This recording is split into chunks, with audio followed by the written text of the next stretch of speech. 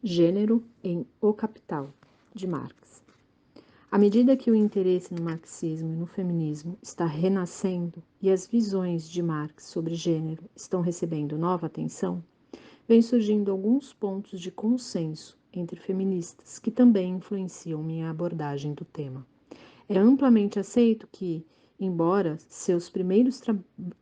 em seus primeiros trabalhos, Marx tenha denunciado as desigualdades de gênero e o controle patriarcal sobre a vida das mulheres, especialmente na família burguesa. Ele não teve muito a dizer sobre gênero e família. Entendendo o gênero como referência às relações de poder entre mulheres e homens e ao sistema de regras pelo qual são constituídas e impostas. As evidências mostram que gênero não é objeto de análise na crítica de Marx à economia política e, mesmo em suas principais obras, O Capital e Grundrisse, as opiniões dele sobre o assunto só podem ser deduzidas a partir de observações esparsas. Mesmo assim, não há dúvida de que a obra de Marx trouxe uma significativa contribuição para o desenvolvimento da teoria feminista.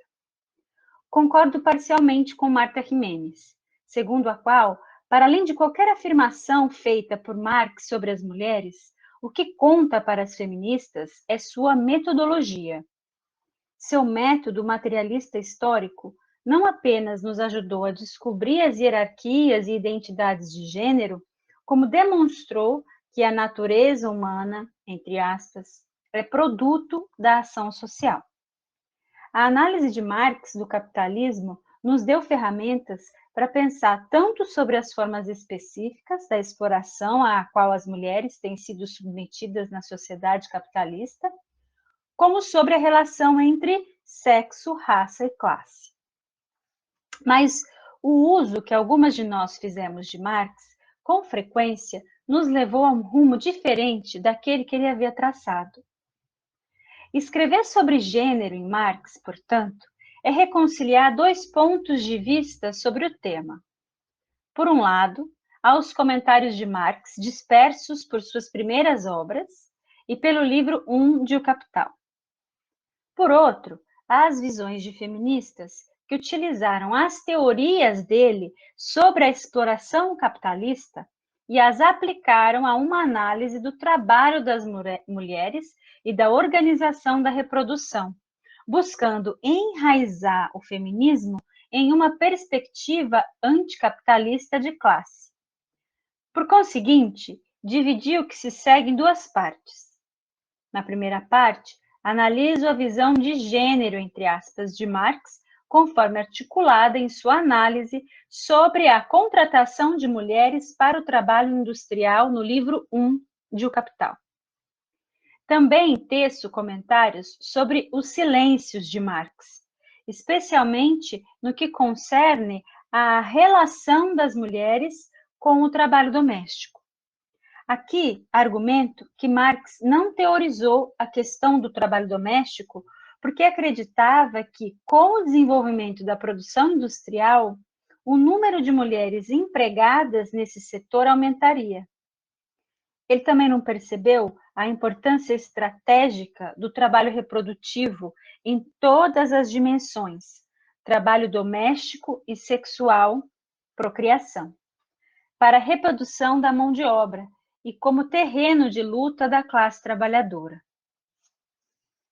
Isso significa que, apesar de Marx condenar as relações patriarcais, ele nos deixou uma análise sobre capital e classe que é conduzida do ponto de vista masculino, aquele do trabalhador homem, o trabalhador industrial assalariado, predominantemente branco, em nome do qual a primeira internacional foi constituída, cujo interesse ele presumiu ser representativo de todos os setores do proletariado.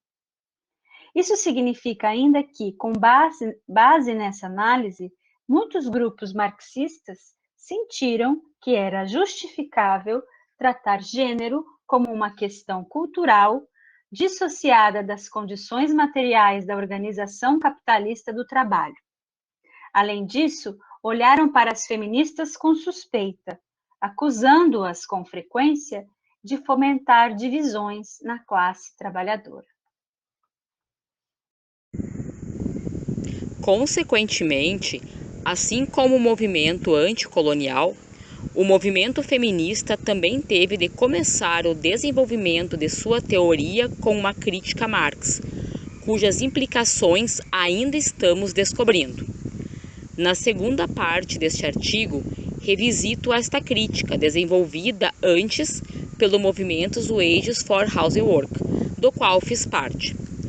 Argumento que, porque lemos politicamente a análise de Marx sobre o capitalismo, poderíamos levar sua teoria da reprodução social a lugares que em sua obra permaneceram ocultos, tornando-o a base de uma teoria feminista centrada na redefinição do trabalho doméstico como atividade que produz força de trabalho e, como tal, torna-se condição essencial da produção capitalista e da acumulação de riqueza.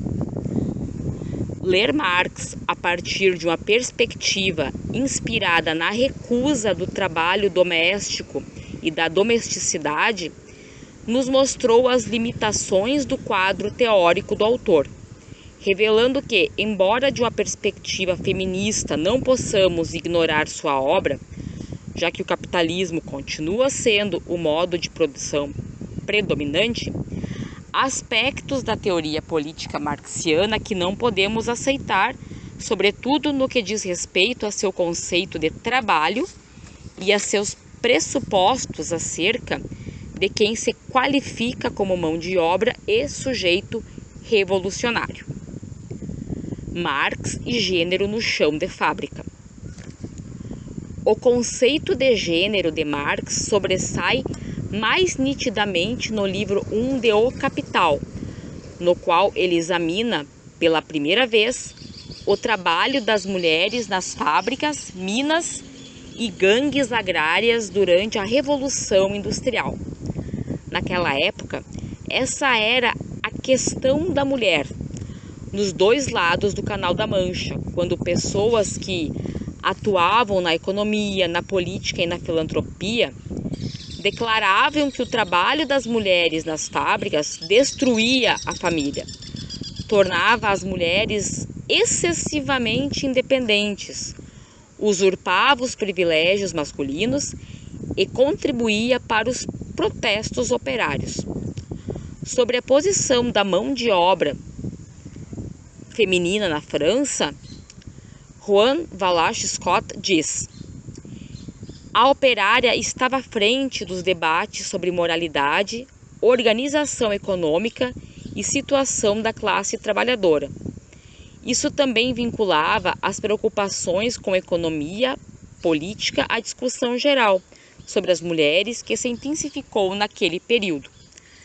Na Inglaterra, quando Marx começou a escrever O Capital, já estavam em curso reformas para limitar o trabalho de mulheres e crianças nas fábricas.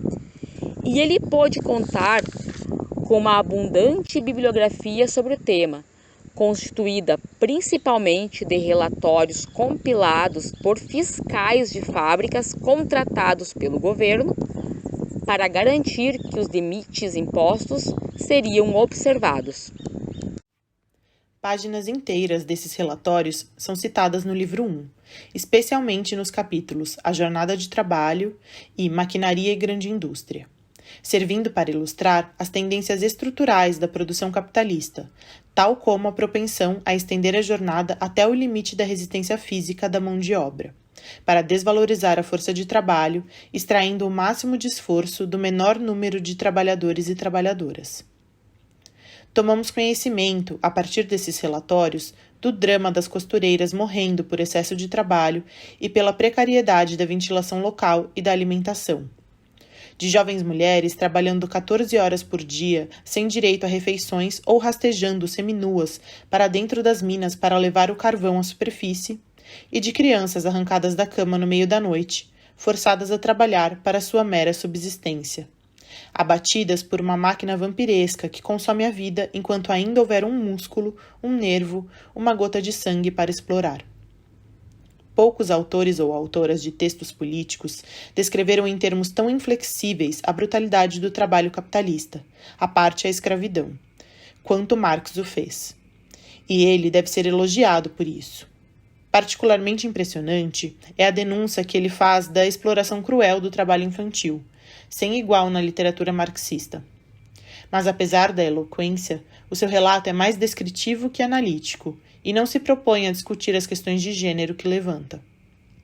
Não nos é dito, por exemplo, como a contratação de mulheres e crianças nas fábricas remodela as relações das mulheres com os homens, como afeta as lutas trabalhistas ou quais debates provocou nas organizações da classe trabalhadora. Em vez disso, temos comentários bastante moralistas no sentido de que o trabalho fabril degradou a integridade moral das mulheres, ao encorajar um comportamento promíscuo e as fez negligenciar suas obrigações maternas. O que falta é um retrato das mulheres, trabalhadoras fabris, como agentes capazes de lutar em benefício próprio. A maior parte das operárias aparece como vítima, embora tenham sido reconhecidas em sua época pela independência, pelo comportamento insurgente e pela capacidade de defender os próprios interesses contra as tentativas dos proprietários das fábricas de corrigir a conduta delas. Gênero e a reprodução da mão de obra. As questões de gênero ocupam um lugar marginal em O Capital. Em uma centena com 3 volumes e milhares de páginas, em apenas cerca de uma centena encontramos referência à família, sexualidade, trabalho doméstico e são com frequência observações fortuitas. As referências ao gênero estão ausentes onde seriam mais esperadas, como nos capítulos sobre a divisão social do trabalho, salários e reprodução da mão de obra.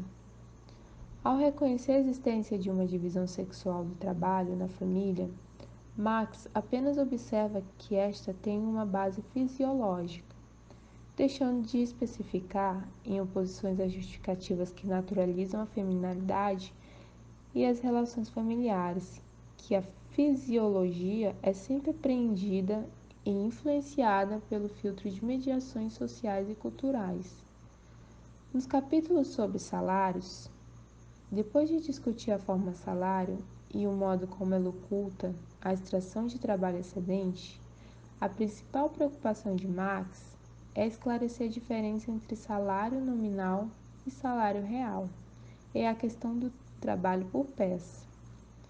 Pelo contrário, não encontramos qualquer menção a como a forma salário oculta o trabalho reprodutivo que as mulheres realizam em casa e sua contribuição para a reprodução da força de trabalho. Marx reconhece que a força de trabalho, isto é, nossa capacidade de trabalhar, não é algo garantido. Consumida diariamente no processo de trabalho, ela deve ser reproduzida de maneira contínua. E essa reprodução é tão essencial à valorização do capital quanto à limpeza da maquinária, porque é a produção do meio de produção mais precioso do capitalista, a mão de obra.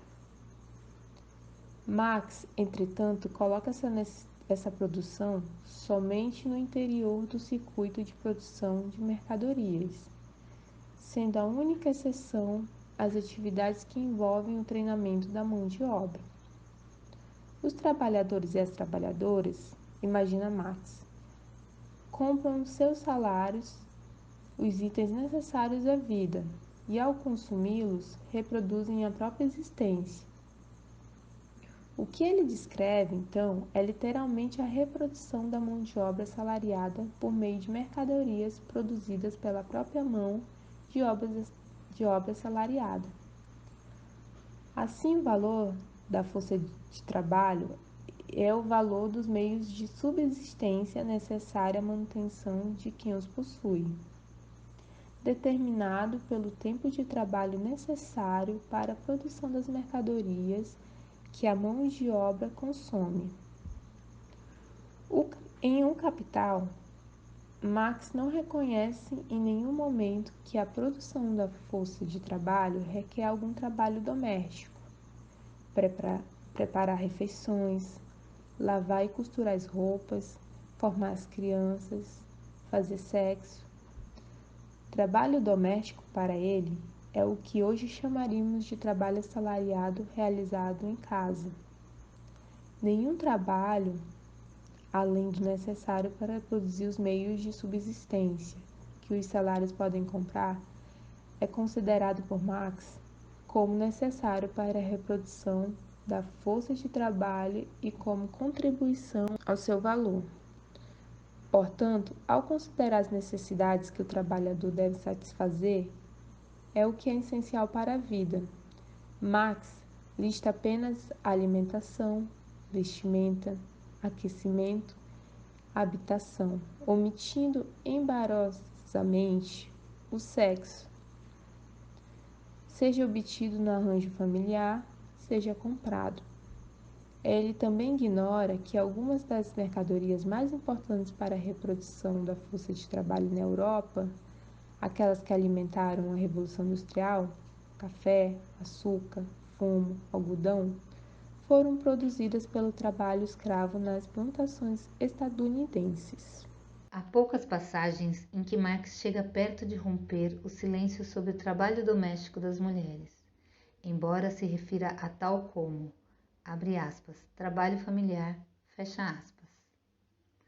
Em nota de rodapé no capítulo, abre aspas, maquinaria e grande indústria, fecha aspas, depois de mencionar que, abre aspas, o capital, visando a sua autovalorização, usurpou o trabalho familiar necessário para o consumo, fecha aspas, acrescenta.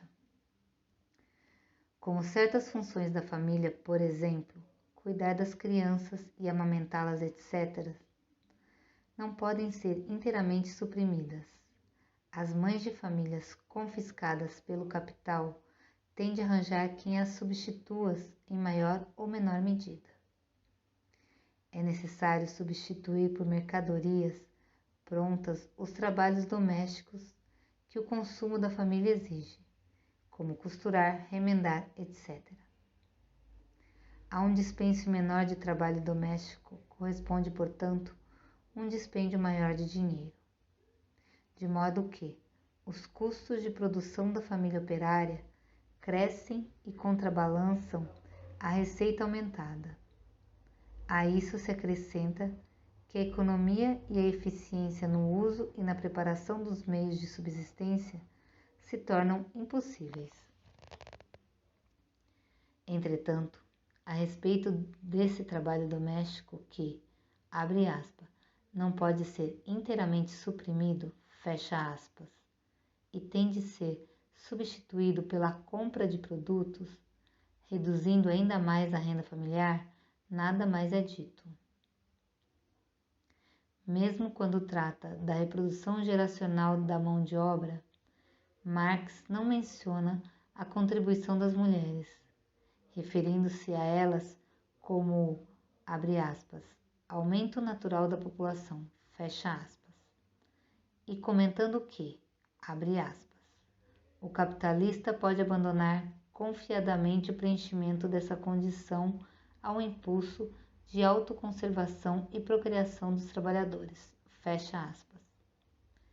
Embora ele devesse saber que as proletárias temiam qualquer nova gestação e que os métodos anticoncepcionais eram amplamente discutidos entre a classe trabalhadora.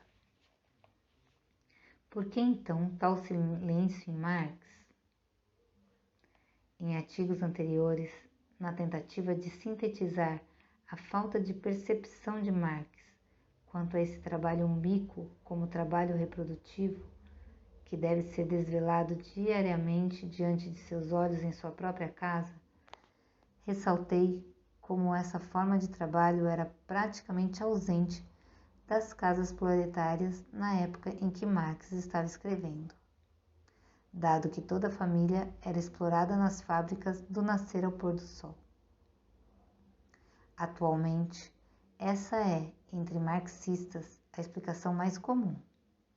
E o próprio Marx nos convida a essa conclusão quando, citando um médico enviado pelo governo inglês para avaliar o estado de saúde nos distritos industriais, ele observou que o fechamento das indústrias de algodão, provocado pela Guerra Civil dos Estados Unidos, teve ao menos um efeito benéfico, pois então as mulheres operárias encontravam agora tempo livre necessário para amamentar suas crianças, em vez de envenená-las com Godfrey's cordial, um opiato, e dispunham de tempo para aprender a cozinhar. Lamentavelmente, essa arte culinária lhes chegou num momento em que nada tinham para comer. Vê-se, pois, como o capital, visando a sua autovalorização, usurpou o trabalho familiar necessário para o consumo. Mesmo assim, a crise foi usada para, em escolas especiais, ensinar as filhas dos operários a costurar. Enfim, para que jovens trabalhadoras que fiam para o mundo inteiro aprendessem a costurar, foram necessárias uma revolução na América do Norte e uma crise mundial. Nota 27, Marx, O Capital, página 517. Marx realmente estava certo sobre o colapso das habilidades domésticas entre as operárias, o que até a burguesia lamentava. Mas a redução abismal do tempo e dos recursos necessários para a reprodução da mão de obra, que Marx documentou, não era uma condição universal. A mão de obra fabril era apenas de 20% a 30% da população feminina trabalhadora. Mesmo entre elas, muitas mulheres abandonavam o trabalho fabril assim que davam à luz. Além disso, em meados do século XIX, as operárias conquistaram uma tarde de sábado livre. Por mais que tenha sido usurpado pelo capital, o trabalho doméstico continuou sendo feito nos distritos industriais, à noite, aos domingos, realizado por jovens ou idosas que as operárias contratavam para cuidar de suas crianças. Ademais, como vimos, o conflito entre o trabalho fabril e as obrigações reprodutivas das mulheres era uma questão chave na época de Marx, como demonstram os relatórios das fábricas que ele citou e as reformas provocadas por eles. E já na década de 1830, o trabalho doméstico e a família estavam no centro de uma discussão acalorada entre socialistas, anarquistas e o emergente movimento feminista. As atividades reprodutivas foram um tema importante para os primeiros escritores socialistas, como Charles Fourier, que elaborou uma teoria engenhosa para demonstrar que mesmo as tarefas mais laboriosas e desagradáveis poderiam ser transformadas em brincadeira se delegadas a crianças. E mais, o trabalho doméstico foi uma questão debatida entre as mulheres socialistas, auenistas, que, nas décadas de 1830 e 1840, discutiam amplamente sobre creches comunitárias, realizando reuniões com a presença de milhares de pessoas, incluindo muitas mães, que não raro estavam com seus bebês nos braços. Por que, então, novamente, tal silêncio em Marx? Sem dúvida, parte da resposta é que Marx não estava imune à tendência patriarcal de considerar o trabalho reprodutivo das mulheres uma atividade natural, instintiva, quase biológica. O fato de que, na primeira fase do desenvolvimento capitalista, o trabalho reprodutivo das mulheres foi, de acordo com a terminologia dele, apenas formalmente subsumido à produção capitalista, ou seja, ainda não fora remodelado para atender às necessidades específicas do mercado de trabalho, possivelmente contribuiu para essa naturalização. Contudo, um teórico tão rigoroso como foi Marx deveria ter percebido que, embora o trabalho doméstico parecesse uma atividade milenar que apenas satisfazia as necessidades naturais e pessoais, nada mais, nada menos que a produção de mercadorias era, na verdade, um tipo de trabalho específico sob o ponto de vista histórico.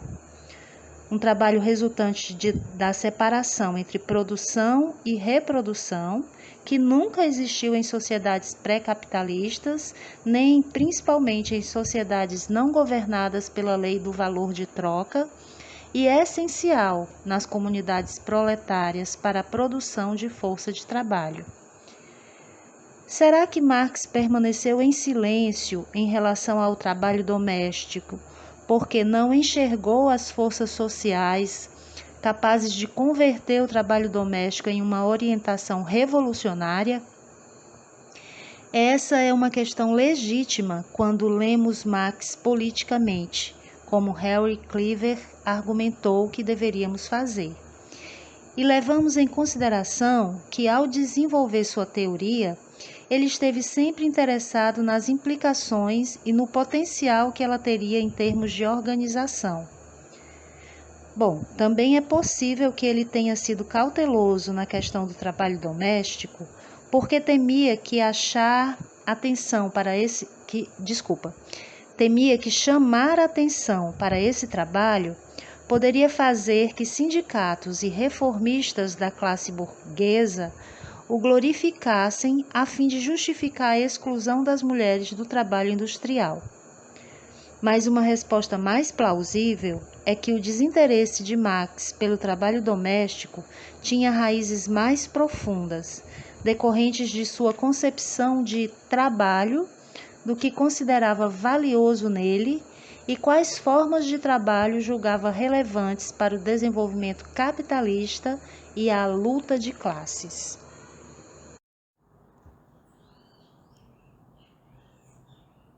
Sobre o conceito de trabalho em Marx.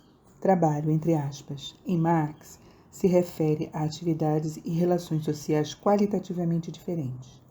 Varia das, entre aspas, atividades livres, desempenhadas sem qualquer restrição externa, com a realização de um propósito consciente e autodeterminado que permite o livre exercício das faculdades mentais e físicas. Abre parênteses. A mais elevada forma de trabalho, em sua opinião, aquela que nos caracteriza como espécie e é uma necessidade primária de nossa vida, fecha parênteses. Há as várias formas de trabalho que satisfazem necessidades materiais.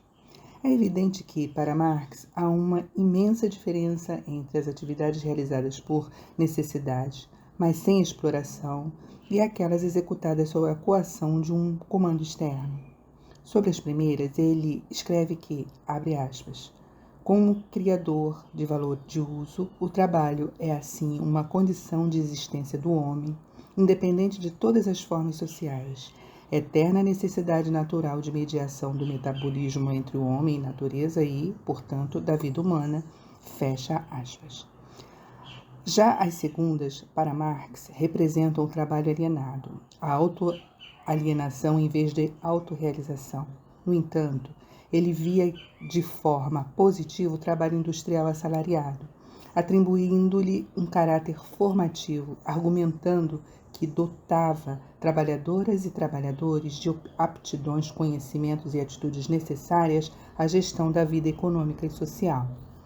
O trabalho industrial, aliás, é valorizado por Marx como altamente produtivo e cooperativo, que pode, uma vez sob o controle da classe trabalhadora, reduzir o tempo e as energias que devemos dedicar à satisfação de nossas necessidades e, assim, nos libertar para atividades superiores, entre aspas, que consistem, segundo descrição feita por ele mesmo, em ocupação literária, artística, científica, bem distante das tarefas diárias do trabalho doméstico. Proponho que Marx tenha ignorado o trabalho doméstico por este não ser uma atividade livre, entre aspas, no sentido que descrevi, sendo totalmente contaminado pela necessidade de sobrevivência. nem uma atividade capaz de nos libertar do trabalho, parecendo, pelo contrário, uma forma arcaica de trabalho, uma herança rudimentar das sociedades pré-capitalistas, prestes a ser suplantada pelo progresso da industrialização. Marx nunca especulou sobre como o trabalho reprodutivo e, especificamente, o trabalho doméstico seria reorganizado no comunismo.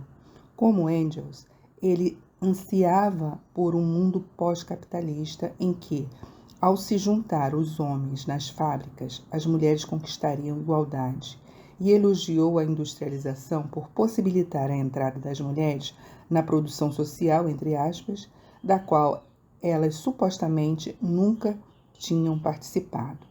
Neste sentido, ao fim do capítulo, entre aspas, maquinaria e grande indústria, ao discutir a instauração do ensino básico para crianças operárias, ele escreveu que, por terrível e repugnante que pareça a dissolução do velho sistema familiar no interior do sistema capitalista, não deixa de ser verdade que a grande indústria, ao conferir às mulheres, aos adolescentes e às crianças de ambos os sexos um papel decisivo nos processos socialmente organizados na produção situados fora da esfera doméstica, cria o novo fundamento econômico para uma forma superior da família e da relação entre os sexos. Marx se enganou ao fazer essa previsão. Ameaçada pela luta de classes e pela possível extinção da força de trabalho, primeiro na Inglaterra, depois nos Estados Unidos, na mesma época em que terminava o livro 1 de O Capital, a classe capitalista iniciou uma ampla reforma social, levando à drástica redução do trabalho industrial feminino e à reconstrução da família da classe trabalhadora, que aprofundou as desigualdades de gênero. Marx não previu essa mudança. Embora ciente do imenso desperdício de vidas que o sistema capitalista produziu, ele não percebeu que o que estava em jogo na introdução de uma, entre aspas, legislação protetora, por meio da qual mulheres e crianças foram gradualmente afastadas das fábricas, era mais que uma reforma da indústria. Reduzir as horas de trabalho das mulheres foi o caminho para uma nova estratégia de classe que realocou as proletárias no lar, para atender à reprodução diária e geracional da força de trabalho. Com esse movimento, o capital foi capaz não apenas de dissipar a ameaça da insurgência da classe trabalhadora, que crescia novamente na década de 1870, mas também criar um novo tipo de trabalhador, mais forte, mais disciplinado, mais resistente, mais apto a atingir os objetivos do sistema. Na verdade, o tipo de trabalhador que olharia para os requisitos da produção capitalista, entre aspas, como leis naturais e evidentes por si mesmas. Esse foi o tipo de trabalhador que permitiu ao capitalismo britânico e estadunidense do fim do século fazer uma mudança tecnológica e social da indústria leve para a pesada, da indústria têxtil para o aço, da extinção do trabalho excedente com base na extensão da jornada de trabalho para aquela baseada na redução da jornada de trabalho, compensada pela intensificação da exploração. Como argumentarei posteriormente, a criação da família da classe trabalhadora e da dona de casa, proletária, em tempo integral foi parte essencial da transição do mais-valor absoluto para o mais-valor relativo. Nesse meio tempo, o próprio trabalho doméstico passou por um processo de subsunção real, tornando-se pela primeira vez o objeto de uma iniciativa estatal específica, que o vinculava mais fortemente às necessidades do mercado de trabalho e da disciplina capitalista de trabalho.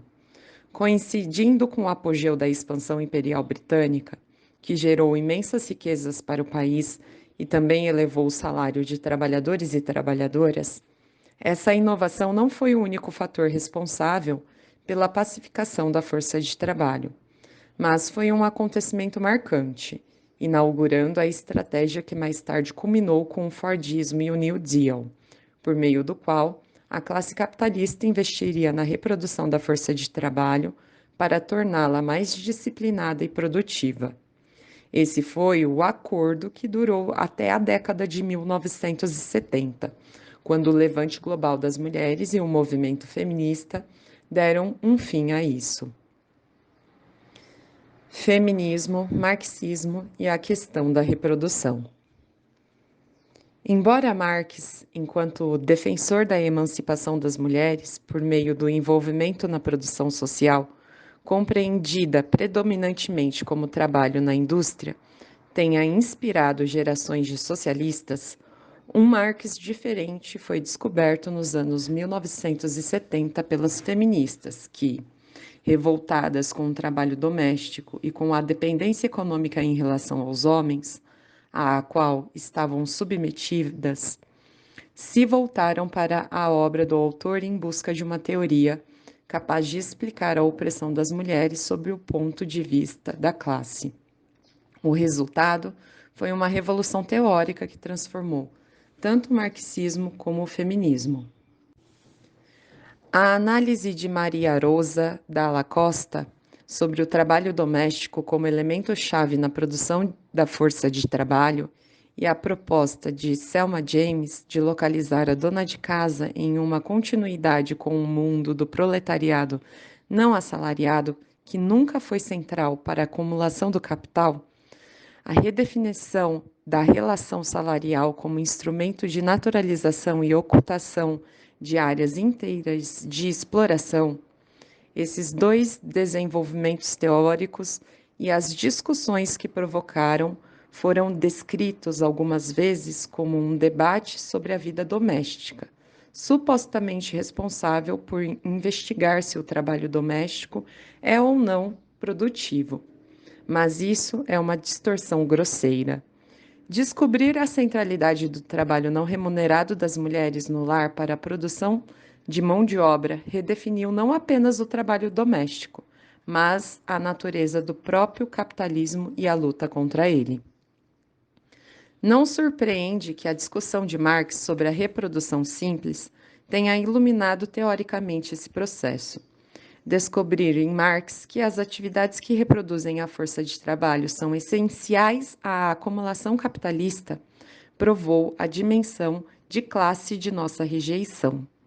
Mostrou que esse trabalho, tão menosprezado, sempre aceito como algo natural e sempre rejeitado por socialistas como ultrapassado, tem sido, na verdade, o pilar da organização capitalista do trabalho.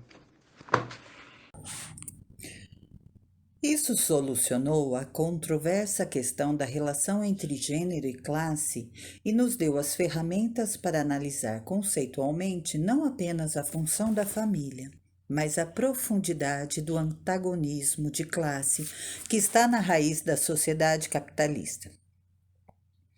De um ponto de vista prático, essa leitura confirmou que, como mulheres, não temos de nos juntar aos homens nas fábricas para sermos parte da classe trabalhadora e ingressar em uma luta anticapitalista. Poderíamos lutar de forma autônoma.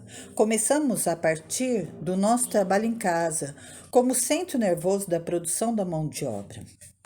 E nossa luta teria de ser travada primeiro contra os homens da nossa própria família, uma vez que por meio do salário dele, pelo casamento e pela ideologia do amor, o capitalismo fortaleceu o poder dos homens para supervisionar e comandar nosso trabalho não remunerado e disciplinar nosso tempo e o nosso espaço. Paradoxalmente, então, nosso encontro e a apropriação da análise marxiana da reprodução da força de trabalho que consagra, de certa forma, a importância de Marx para o feminismo, também nos oferecem uma evidência conclusiva de que devemos virar Marx de cabeça para baixo e começar nossa luta precisamente a partir daquela parte da fábrica social que ele exclui de sua mão de obra. Descobrir a centralidade do trabalho reprodutivo para a acumulação do capital também fez emergir a questão de como seria uma história do desenvolvimento capitalista se observada não do ponto de vista da formação do proletariado assalariado, mas do ponto de vista das cozinhas e quartos em que a força de trabalho é produzida em termos diários e geracionais. A necessidade de uma perspectiva de gênero sobre a história do capitalismo, para além da história das mulheres ou da história do trabalho assalariado, foi o que me levou, entre outras coisas, a repensar o retrato feito por Marx da acumulação primitiva e descobrir as caças às bruxas do século XVI e XVII como momentos fundadores da desvalorização do trabalho das mulheres e da ascensão de uma divisão sexual do trabalho especificamente capitalista. A compreensão simultânea de que, ao contrário da expectativa de Marx, a acumulação primitiva se tornou um processo permanente também coloca em dúvida a concepção dele de desenvolvimento capitalista como condição para a construção de uma sociedade comunista. Isso invalida a visão de Marx da história como uma sucessão de estágios, no qual o capitalismo é retratado como o purgatório pelo qual precisamos passar rumo à liberdade. O surgimento, no início dos anos 80, do ecofeminismo, que fez a correlação entre a desvalorização do trabalho das mulheres e da reprodução por Marx e sua perspectiva de que a missão histórica da humanidade é a dominação da natureza, fortaleceu nossa posição. São particularmente importantes as obras de Maria Mais e Ariel Salé, que demonstraram que o apagamento das atividades reprodutivas por Marx não é um elemento casual, contingente, das missões que ele atribui ao capital, mas sim um elemento sistêmico. Como diz Salé, em Marx tudo confirma que o que é criado pelo homem e pela tecnologia tem um valor superior. A história começa com o primeiro ato produtivo. Os seres humanos se realizam por meio do trabalho. Uma medida de sua autorrealização é a capacidade de dominar a natureza e adaptá-la às necessidades humanas. E todas as atividades transformadoras positivas são pensadas no masculino. Descreve seu trabalho como o pai e a natureza como a mãe. E a terra também é vista como feminina. Madame la Terre, Marx diz, em contraposição a Monsieur le Capital. Hoje, o imenso erro de cálculo de Marx e de gerações de socialistas marxistas relativo aos efeitos libertadores da industrialização são todos bem óbvios. Ninguém ousaria sonhar como August Bebel fez em Woman Under Socialism, A Mulher no Socialismo, de 1903, com um dia em que a comida seria toda produzida quimicamente e as pessoas carregariam uma caixa de substâncias químicas com as quais supririam sua provisão de proteína, gordura e carboidratos, independentemente da hora do dia ou da estação do ano. À medida que a industrialização atualmente em sua forma digital vai corroendo a terra e que os cientistas que estão a serviço do capital fazem experimentos de produção de vida fora do corpo das mulheres, a ideia de ampliar a industrialização para todas as atividades reprodutivas e todos os cantos do mundo é um pesadelo pior que este que já estamos vivenciando com a total industrialização da agricultura. Não surpreende que, nos círculos radicais, estejamos testemunhando uma mudança de paradigma, uma vez que a esperança na máquina como força motriz do progresso histórico vem sendo substituída por um novo enfoque do trabalho político em relação a problemas, valores e relações atrelados à reprodução da vida humana e da vida dos ecossistemas em que trabalhamos. Disseram-nos que Marx também, nos últimos anos de vida, reconsiderou sua perspectiva histórica e, ao ler sobre comunidades igualitárias matrilineares do Nordeste dos Estados Unidos, começou a repensar sua idealização do desenvolvimento capitalista, industrial e apreciar a força das mulheres. Mesmo assim, a visão prometeica do desenvolvimento tecnológico que Marx e toda a tradição marxista promoveram, longe de perder seu poder de atração, retorna. Para algumas pessoas, a tecnologia digital representa o mesmo papel emancipador que Marx atribuiu à automação, de modo que o mundo da reprodução e o trabalho do cuidado, que as feministas valorizam como campo de transformação e luta, correm o risco de ser eclipsados por ela. É por isso que, embora Marx tenha dedicado um espaço limitado às questões de gênero em sua obra e nos últimos anos supostamente mudado algumas visões, continua sendo importante discuti-las e enfatizar, como tentei fazer neste ensaio, que os silêncios dele quanto a este tema não são omissões, e sim a indicação de um limite que sua obra teórica e política não poderia superar, mas nossas obras devem fazê-lo.